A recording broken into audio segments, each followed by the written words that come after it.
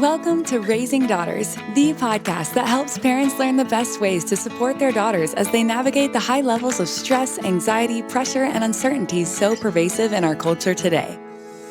Dr. Tim Jordan is a developmental and behavioral pediatrician who has specialized in counseling girls for over 30 years and sheds light on the realities of today's young women in all facets of their lives. This is your opportunity to learn how to better support your daughters, making them feel safe, secure, and truly loved in the midst of life's ups and downs. Here is your host, Dr. Tim.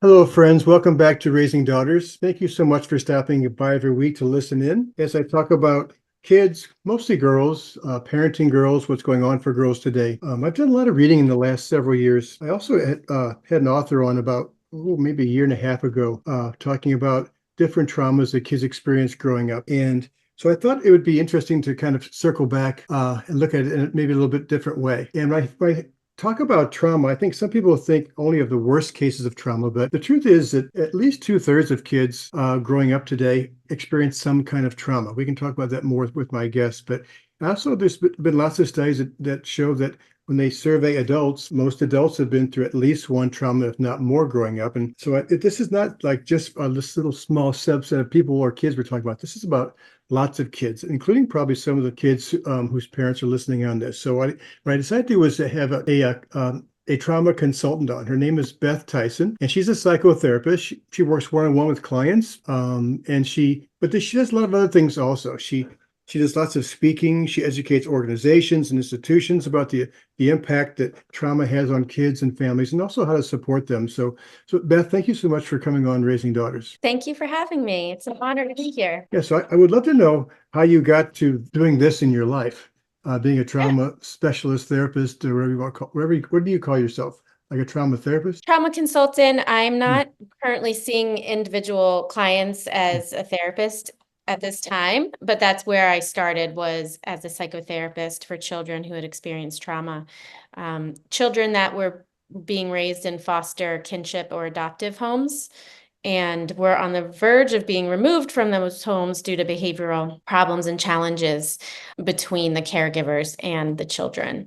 And so it was my role to sustain those families, stabilize the situations, and help to maintain the placement of the child in that home for many reasons, but mostly to prevent additional trauma from the child being removed and sent elsewhere, which could have either been a residential facility or another foster home. So that gave me a lot of experience working with some incredible children who had just been through horrific trauma, from abuse to neglect to loss and grief and constant moves from home to home. But the thing that struck me the most was always the positive impact we could make with those families when the caregivers understood trauma and how it was impacting the child's brain, body, and nervous system, and what they could do to help the children feel safe and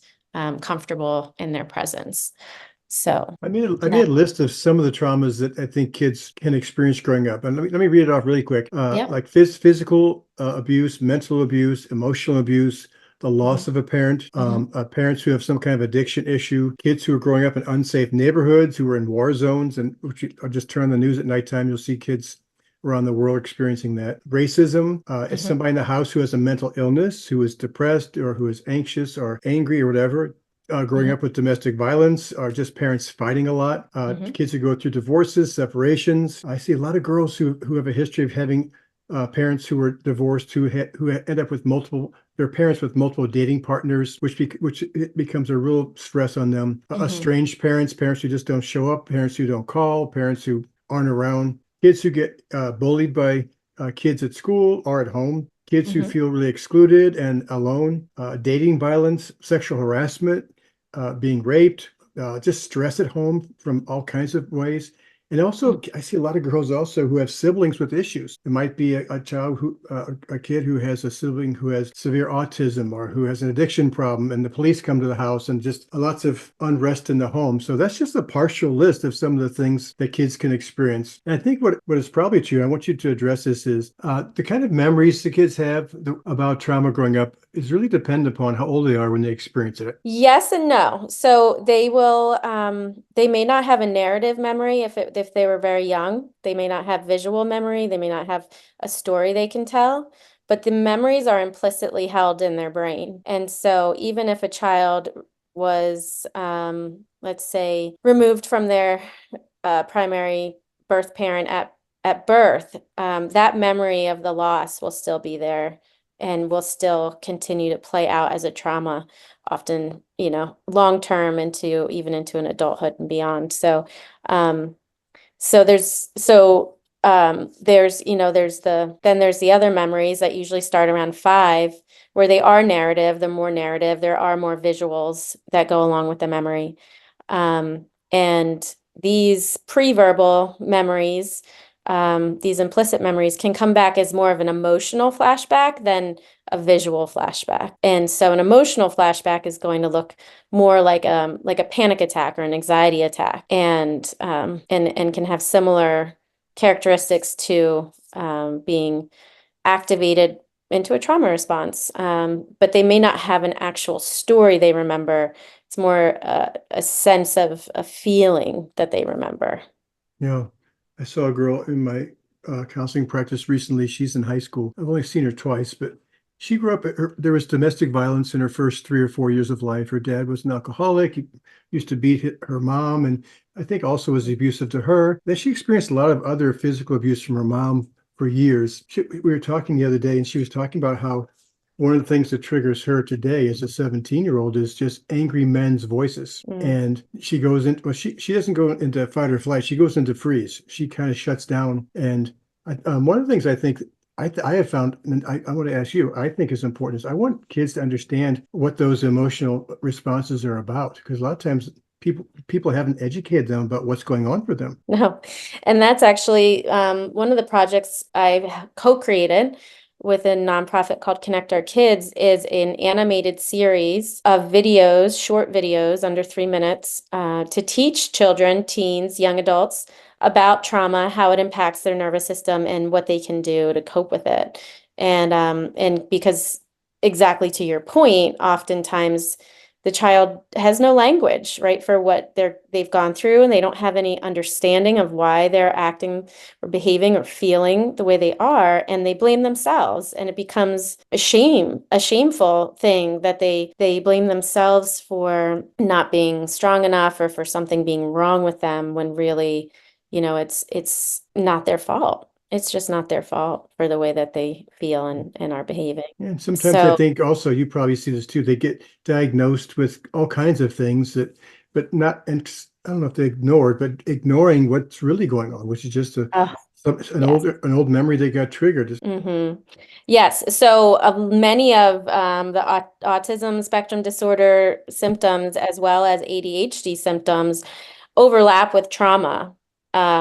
And it can be really hard to differentiate between those 3 situations. But my feeling, my thought is always assess for the trauma first, right? Because if you can start to heal the trauma and start to help that express itself and heal, then you can kind of see what's left of the other symptoms that may be related to like ADHD or autism. But yeah, there's definitely a lot of overlap there, and it can get real muddy as to what the actual diagnosis is. Now, children are getting diagnoses because that's just how our system works. And in order to get treatment, you always need a diagnosis. And that's not the parent's fault. That's not even the therapist's fault. That's just the way our system works.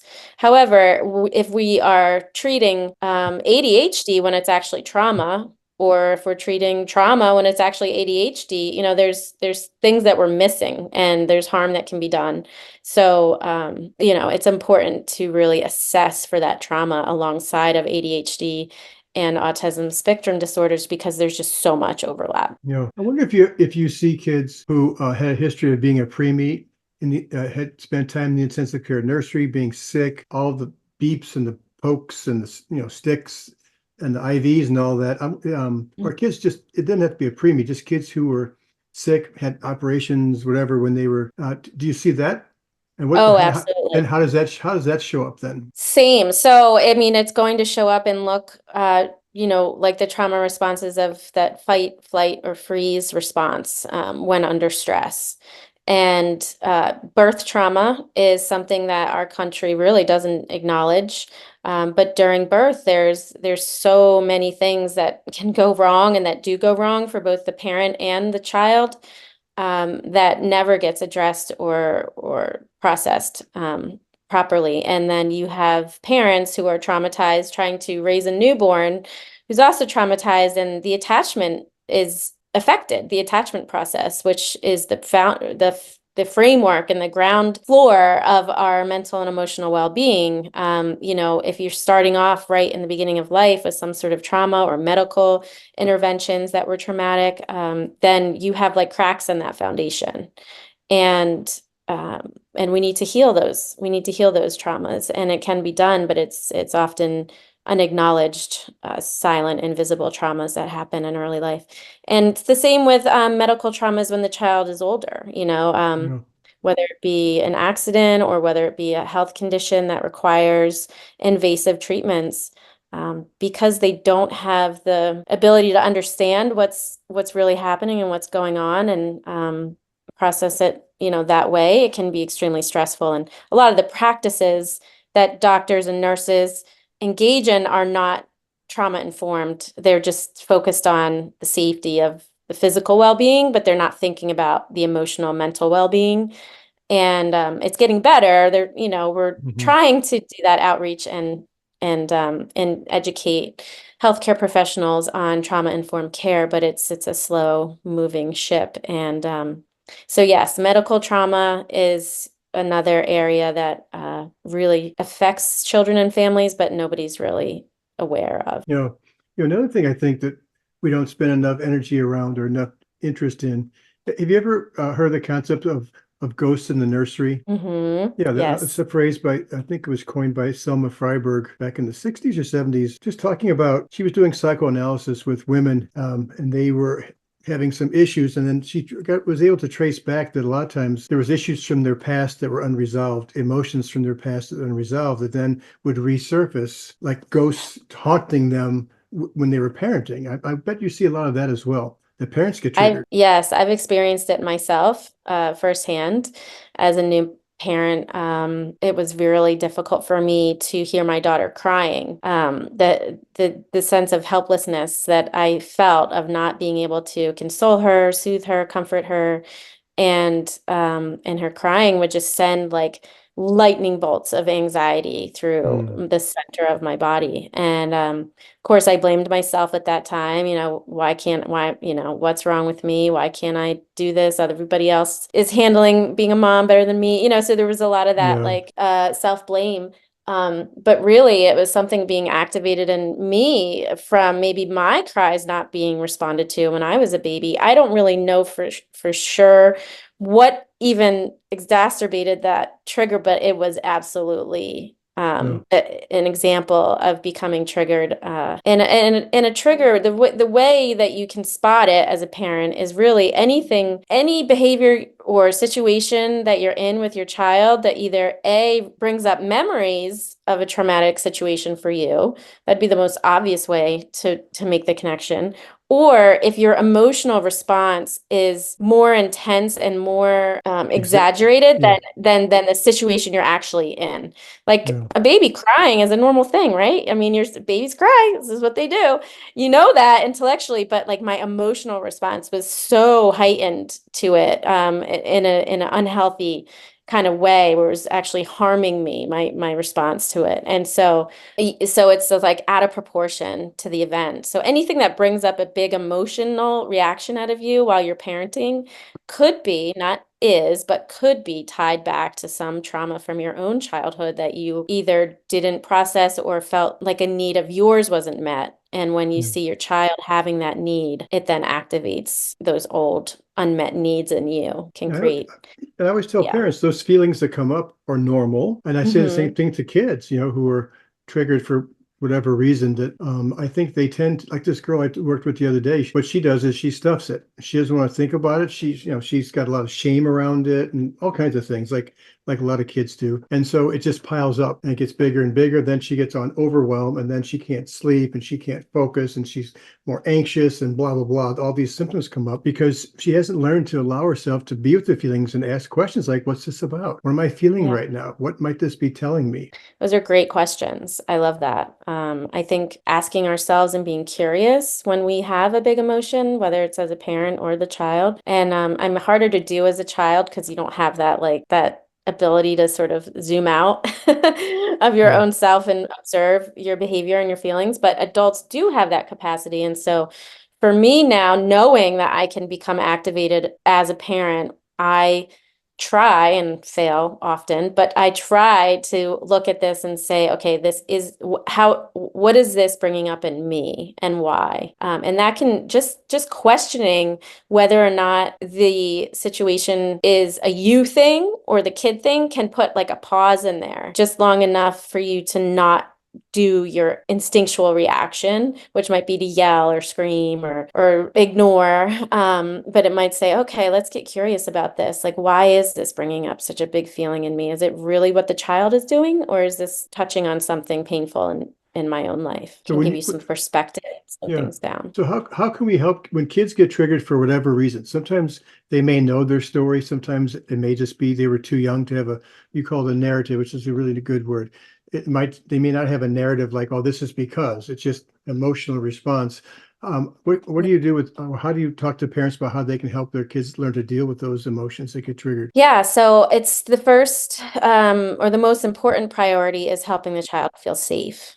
Because what trauma does is it erodes our sense of safety and trust in the world.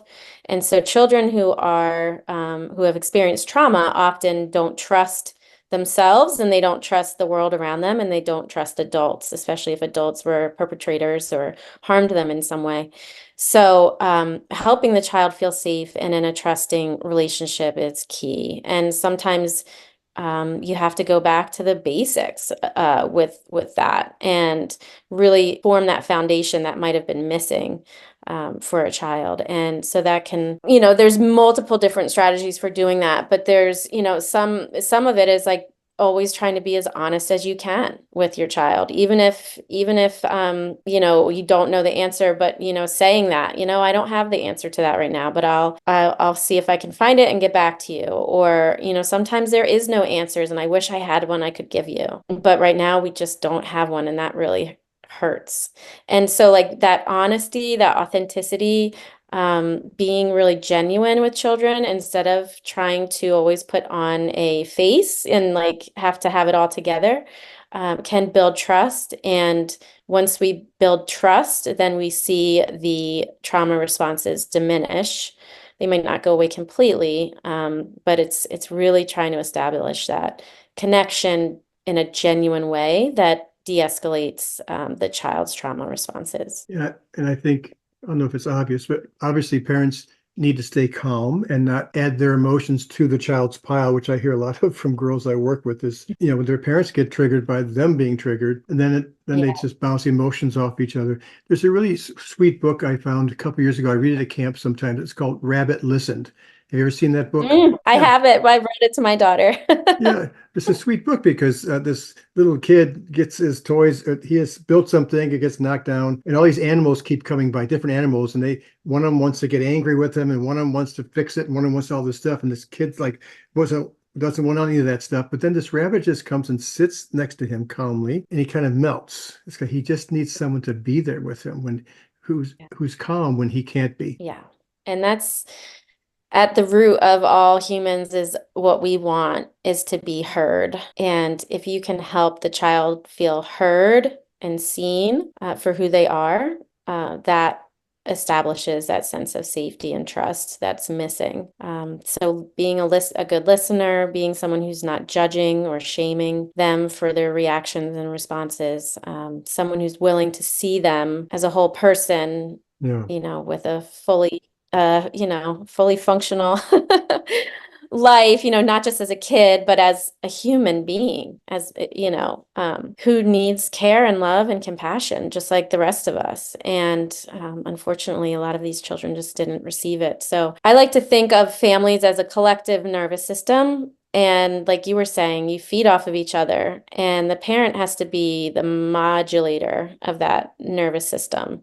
Yeah. And so if the parent or the primary caregiver, it might not be a parent, but maybe it's a grandparent or foster parent, if you are constantly on high alert and, on edge and upset and angry or shut down and dissociated or whatever it is, you're kind of setting the tone for the family nervous system. And this is not to blame the caregiver, because they certainly haven't asked for this stress, and they certainly wouldn't be behaving that way if they could do better. But it does help you at least, again, like find that pause, like, okay, wait, how I'm acting is going to affect how my child responds. So maybe I shouldn't do that. Maybe I should try a different approach this time. And sometimes it's just enough. You just need 5 seconds to think about, wait a minute, maybe I shouldn't respond that way. Maybe it'd be better if I did this, and interrupt that cycle of, outrage or outbursts towards a child, because it's just going to set them off more, right? They're not going to feel safe. I've been running weekend retreats and summer camps for 34 years. And part of that experience is the girls sit in a circle different times in the weekend or in the summer camps talking about life. These are not kids who have been traumatized. These are just kids. I always tell people, if I walked into any school, I forgot where you live. Outside of Philadelphia. If I walked into any school outside of Philadelphia and just grabbed the first 20 middle school or grade school or high school girls and they came to retreat, most of them would have something to talk about. I think, but being able to sit in a safe circle and feel comfortable enough to share your story and to hear other people's stories, and because they all think they're the only ones. There's so much shame and secrecy and all that around it that they feel alone with it. And I think having safe person like you, a therapist, or having safe circles for them to share is so incredibly valuable for them. Every Absolutely. Kid. It can be transformative. Even as an adult, I went on my very first grief retreat, because I have a past of traumatic grief. And I was surrounded by, 20 other women who'd been through something similar. And the power of that, to just not feel alone, to hear the same, experiences from 10 or 15 other women who say, yeah, I feel that too, or I have that thought too, or, that's how I felt when I had my daughter too, or, whatever it is, it's like that me too feeling of I'm not alone in this is so incredibly powerful. So I think, getting groups together, whether it's girls, boys, mixed, whatever, but having the safety of the group and seeing no, there's not something wrong with me. This is a normal response to a very abnormal situation, can be very healing. One of the things I also have found over the years is that sometimes what kids have been through is not less important, but maybe less influential than the secrecy around it, keeping secrets and the shame that gets layered on top of that. I wonder if you have found that as well. Oh, yeah. So in a lot of my work as a trauma therapist, there was so many lies that were being perpetuated by caregivers, social workers, all our sorts, these children in the child welfare system, and not from a place of ill will or malice, but because they thought they were protecting the child from the truth, right? They thought the truth is too painful. I don't want to harm this child anymore. If I tell them the truth that their mom is, addicted to substances, or that their dad is in jail, or whatever it is, that, the kid won't be able to handle it. And it's actually the reverse of that is actually true, is that, first of all, children are so perceptive that they know that they're not getting the truth. They might not know what the facts are, but they can sense that that you're not being authentic with them. So that's the first thing. But secondly, when you don't know the truth of your life, how can your nervous system ever feel calm or settled if you don't even know the facts of your own family and your own life? And so when you actually do get the facts in age appropriate terms, that's the caveat, is that, you don't want to tell a 4-year-old horrific details about their father, but you could tell them in an age appropriate way, what is going on, and give them some version of the truth, that is going to actually settle their nervous system, because they know now what this sort of nebulous feeling that they've been having is. And so the truth is that, the truth will set you free. The truth will also Yeah. set the child free from their anxiety. And though it may be painful, at least they can process then what has taken place, versus just not having answers, not knowing, have all that uncertainty, lack of trust of adults, and not being able to put their finger on what's bothering them will absolutely make them more anxious. I saw a girl about a month ago. She's in high school also. Anyway, she was adopted as a baby from another country, and she's a senior in high school, so she got to go on like a trip to this country she was adopted from, like a mission trip or something. She goes to a Catholic school, and so she was there for 2 weeks, and she got to go to the area that she was adopted from. And her mom, she knew a little bit about her history, but very little. Like her mom, she knew had a couple of the kids that she kept, and this girl was put up for adoption. So she always had some feelings about that, and just she's really smart, and she's really one of the most mature kids I've ever met in my whole life. But still, but anyway, having that experience was extremely unsettling and painful and freeing. And when she came back, her parents were reluctant to send her because they were wanting to protect her, like you're talking about. But the truth was that it gave her such a perspective about, this is what my life could have been. She said, I saw these little girls. This is who I could have been. And even though it's unsettling and painful, at least now she knows her truth. Yes. I just got the chills hearing that Yeah. story. Because it's such a misunderstanding from adults who want to do the right thing and want to protect, but they actually end up doing the opposite when they keep secrets. And I had a story somewhat similar to that, where a child did not didn't have any facts about their family, about who they were, what they were like, but we were able to get a hold of like the name of the hospital that she was born in, and it was close enough by that she could go see it and be visited, and at least know where she was born. At least be able to say that. Like, I don't have a lot of information, but at least I know where I came into this world. And just having that small piece of information did wonders for her self-esteem, for her identity formation, for her ability to feel grounded and rooted in something. And it improved her well-being. Just that small piece of information that maybe we would take for granted in our own lives, for her was huge.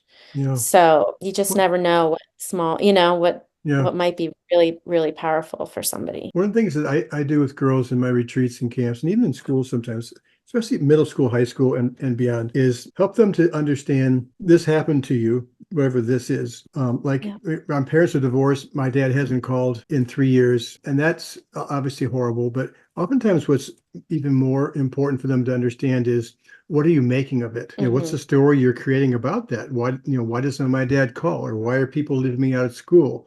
Or why? And so they're constantly asking themselves that question, and they're constantly, in my experience, answering the question in their heads with some private logic, which is often almost always faulty and negative and doesn't fit, but it seems like the right thing. So I wonder if you do the same thing with kids, helping them to make better sense of the traumas that they've been through, so they don't make it about them. Yeah, absolutely. I think one of my favorite videos from that animated series that I helped create is about intergenerational trauma, and how the trauma is passed down through families, both epigenetically, but also through learned behavior and circumstances, poverty, racism, some of the systemic things that you mentioned earlier in this interview.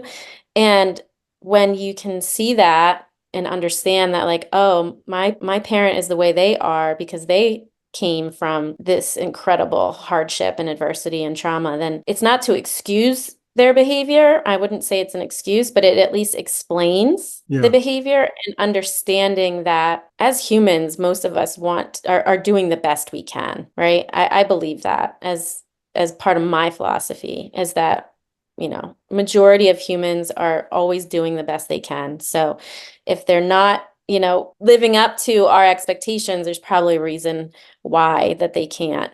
And whether it be, a systemic issue, or whether it be a family issue, whether it be a mental health issue, there's all different reasons why it can happen. But I think seeing them, helping children see their parents from a less judgmental sort of bad guy versus good guy position, but looking at becoming aware of their own parents' trauma can be really healing and take some of that shame and that self-blame, because a lot of the narratives I hear are, they didn't want me. They didn't want me. They didn't love me. They don't care about me.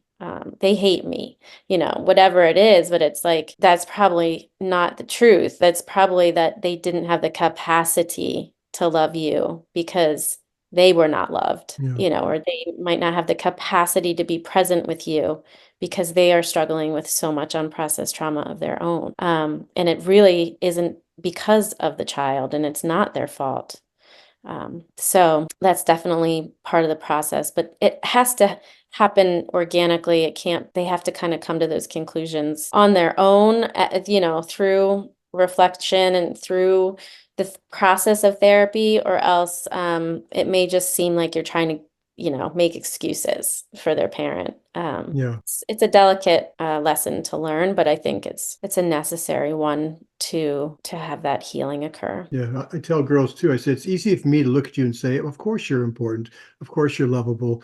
Of course, of course, of course. But I said, but that's not what's important. What's important is that you need to learn to believe that and say that to yourself. It's easy for adults around you who care about you to see that, but you're gonna have to learn how to see it in yourself. Yeah. And one of the things, I mentioned earlier about the trust in the world and the people around you being broken, but the trauma breaks trust in yourself too.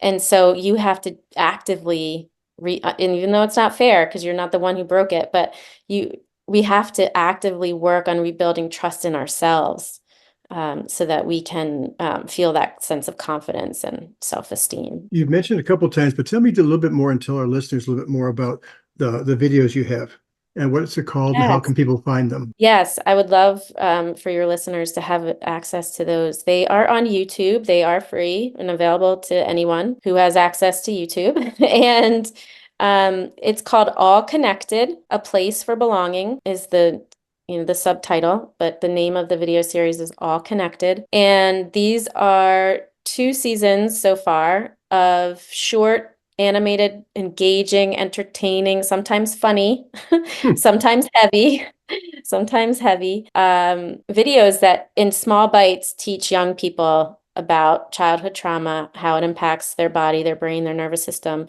and then what they can do to help themselves heal and cope with the adversity they've experienced. And what's great is that for people like you, parents, professionals that work with children, counselors, therapists, social workers can use these short videos as conversation openers, especially if you don't know how to broach a particular subject. Like say you really are uncomfortable talking about grief and you don't know how to bring it up with a child who is grieving. We have a video on grief and loss. And so you could say, hey, I have this video I'd like to watch with you. And, it becomes a bridge to opening up some hard conversations. And that's how I've been hearing from professionals that it's been very valuable to them. But also, kids will stumble on it by themselves too, and learn and pick up skills from it without a professional's help. But we do want, if possible, we do expect and want those videos to be watched with a safe, trusted adult so that he can help process what they're learning and talk about afterwards what they heard and saw in the videos. And then, But so yeah, if they those go are. if they go on Yeah. YouTube, they'd go to connect our kids. Connect our kids. That's how they'd find it on YouTube. If you go to YouTube, and maybe we can put links in the show notes Yeah, we will. directly to it. But if you go to YouTube and you search for All Connected, I think it should just come up. They were funded by an organization called Connect Our Kids and co-created by myself and several other people with lived experience in the foster care system, as well as trauma specialists in the field. It comes up on mine when I search All Connected, but that's just because I'm always going Yeah. to it. Also, So I'm curious Also, if they come up. if parents wanted to get a hold of you and find out more information besides the videos, what's the best place for them to find you? Yes, so I'm available on my website, bethtyson.com. And while I don't do family counseling at this time, what I do is I teach organizations about trauma-informed practices and trauma-informed care for children. So schools, hospitals, law enforcement, the judicial system, and nonprofits that serve children and families, like, Child Protective Services, Department of Human Services, things like that. I train the staff and the employees on a lot of the stuff that we've discussed today and how to help children heal. Such important work. Thank you so much for doing that. And I will put those links on on the show notes so that people can just click and then go right to your site and also the videos. Thank you so much for giving us your time today. I really appreciate you, and I also appreciate the work you're doing. It's not easy working with kids who've been through trauma, kids and or adults who've been through trauma. It's so many layers to it. So I'm glad that you've developed your practice and your organization to educate people about how to support kids better. Thank you. It's truly not just a career choice, but the purpose of my life. And I love, being able to help in any way that I can. It's just children are our future, and they deserve the best in life. And it's just part of my life goal. Another resource that folks might be interested in is I have a free newsletter with lots of guidance, resources, and oftentimes about once a quarter a free webinar with me. And so if people are interested in this conversation and want to know more, the newsletter you can subscribe to on my website at bethtyson.com. It's right at the top of the webpage, and that's a great way to keep learning and growing in this area. Thanks so much again, and keep up the great work. Yes, thank you for what you're doing. We girls, and women, we need more places to come together and connect. So thank you for your incredible contribution to their lives. That's a great conversation.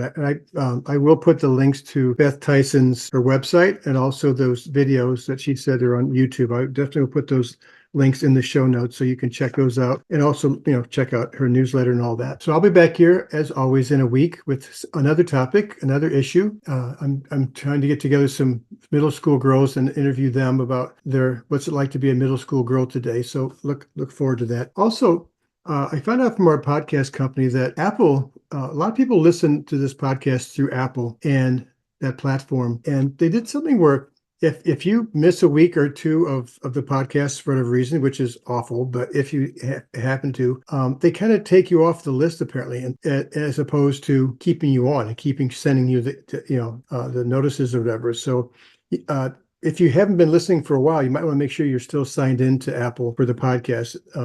Therefore, you won't have to miss them. I will see you back here in a week. Thank you so much for stopping by, and pass this on to your friends. Take care. Thank you for tuning in to this episode of Raising Daughters. Hopefully you've learned something useful about girls and young women and how to help them navigate the pressures, challenges, and opportunities of modern life. If you want to become a more effective parent, keep listening to the show at drtimjordan.com and let the conversations shape you. Build that one-of-a-kind connection with your daughters in the most profound and meaningful ways possible, shaping them into strong, confident women of the future. That's all for now. See you next week for another episode of Raising Daughters.